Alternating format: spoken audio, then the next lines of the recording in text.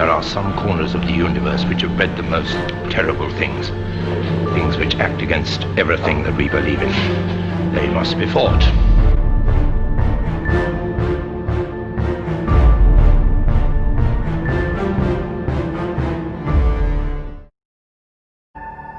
I love the monsters that populate the world of Doctor Who, the monsters that keep you on the edge of your seat and keep you scared. The world of Doctor Who is filled to the brim with crazy and horrifying monsters.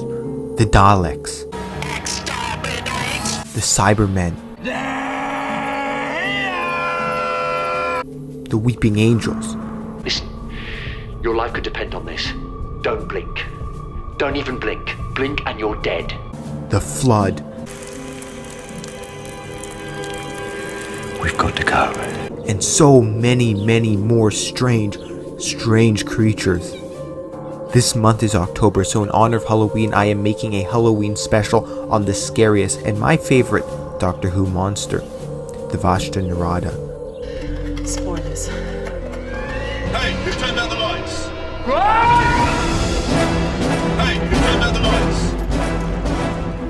The Vashta Nerada may not be as violent as the Daleks, as existentially horrifying as the Cybermen, or as creepy as the Weeping Angels, but they have something that no other monster has. They are unstoppable. Daleks, aim for the eye stalk. Sontarans, back of the neck. Vashta Nerada. Run. Just run. Even with the angels, you can trick them into looking at each other, but with the Vashta Nerada, there isn't some smart trick the Doctor can pull, some weapon the Doctor can use. There's nothing to do but run and hide in the light, until that light fades away. Silence in the Library and Forest of the Dead is one of my favorite episodes ever. Everything is perfect. The camera work, the script, the acting, and the story. Each aspect of the two-parter is phenomenal. To most people, the standout of the story would probably be Riversong the Doctor. While Riversong is one of my favorite characters, and her introduction in this episode is just fantastic, the best part of the story isn't River, and it isn't the Doctor. It's the Vashta Nerada. Out of Doctor Who's massive sandbox of characters and monsters, the Vashta Nerada stand out to me, and they are my favorite villain, mostly because they haven't been done to death. Their origins, reality, and the basis of the irrational fear of the dark is a perfect setup. It links something that we understand fundamentally as humans and applies it to the show. Doctor Who monsters are at their best when they're understandable and rooted in human fears. The Cybermen are a reflection of what we could become if we sacrifice our emotion for immortality. Emotions, love, pride, hate, fear. Have you no emotions, sir? Daleks are a reflection of when hate drives us to death and destruction. If you choose death and destruction, then death and destruction will choose you. The Vashta Nerada preys on their basic, primal fear of the dark and death. Almost every species in the universe has an irrational fear of the dark, because it's not irrational. It's Vashta Nerada. The plot is simple. The Doctor answers a booty distress call and meets Riversong and her associates. Hello, sweetie. The Doctor and Riversong and the rest of the characters are tasked with finding out what happened. Then they find themselves hunted by the Vashta Nerada, hunting them one by one as each member of the group slowly falls to the Vashta Nerada, stopping at nothing until they consume everything in the library. These are our forests. They are our meat. At the start of the episode, the Doctor and Donna end up in this planet-sized library that seems to be empty. From the get-go, there's an eerie feeling. Marigold score fills the background as the Doctor and Donna explore a dead library, a library that should be teeming with life. But all that's left is silence. A million life forms. And silence in the library. There's a constant build-up that there's something more to this episode, and that there's something we're missing. And then we're hit with by far the creepiest part of this episode, and hell, maybe any episode. The face meshes and the message that they give to the Doctor and Donna. Count the shadows. For God's sake, remember, if you want to live, count the shadows. This is by far one of the creepiest things ever said in Doctor Who. The way it's read out calmly by a face grafted on a machine is terrifying. This is one of the most horrifying episodes of Doctor Who.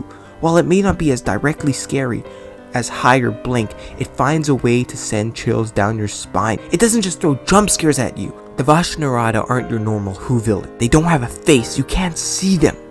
The episode preys on this idea by dragging along the tension and leaves the build-up of the Vashta Nerada till the end of Silence in the Library. They could be anywhere, any shadow. Every shadow? No. But any shadow. It creates tension, and it creates compelling and terrorizing monsters that will shock you to your core. We're at the edge of our seats waiting for someone to get too close to the shadow, or for somebody to count their shadows. Sorry. I am so sorry. Wait, you've got two shadows.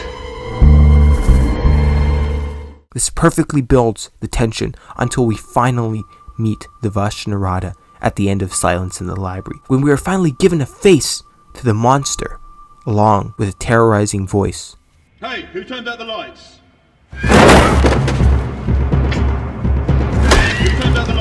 The Vashta Nerada, coupled with the ghosting, creates one of the most horrifying atmospheres of any Doctor Who episode. The episodes combine the Vashta Nerada with the ghosting to give the Vashta Nerada a chilling voice. Hearing the one line over and over again being spoken, the moment you realize that somebody has died, is the most chilling, the most horrifying, the most disturbing experience ever. We should go. Doctor!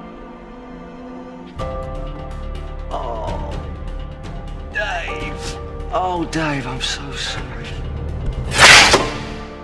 Hearing that sound, that voice repeating the same tone again and again, knowing that they are in their last moments, and their last moments are being stretched out and used by the Vashta Nerada. Their moment of death has become trapped. It sets this up so the Vashta Nerada use their voice and their body.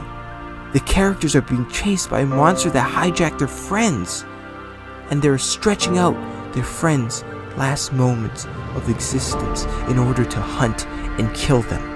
It gives the story not only a creepy feeling, but also an existential horror, knowing that they are nothing more than a memory, more than a puppet.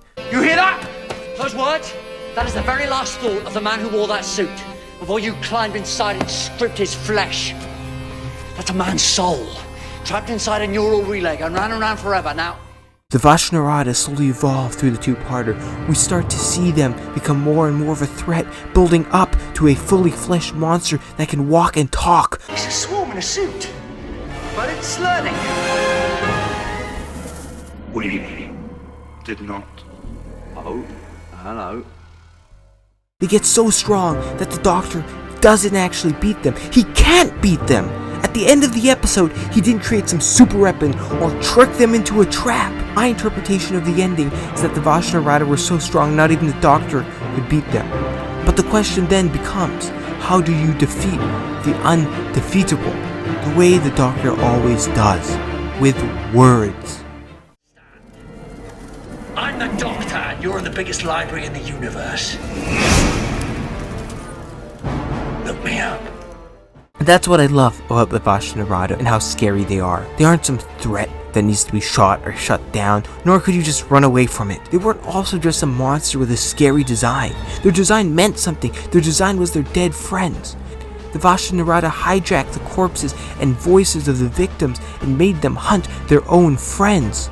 There's just something so terrifying about that idea. The idea that the monster could be anywhere or anyone. The idea that your friend could have already been killed and their corpse is simply being puppeteered by a monster trying to trick you and kill you is horrifying.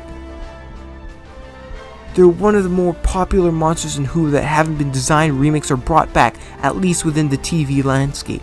There are only a handful of monsters in my mind that have been like that, with the Beast and the Empty Child being some of them. They work so well because they're basic, interesting, unique, and most importantly, scary as hell.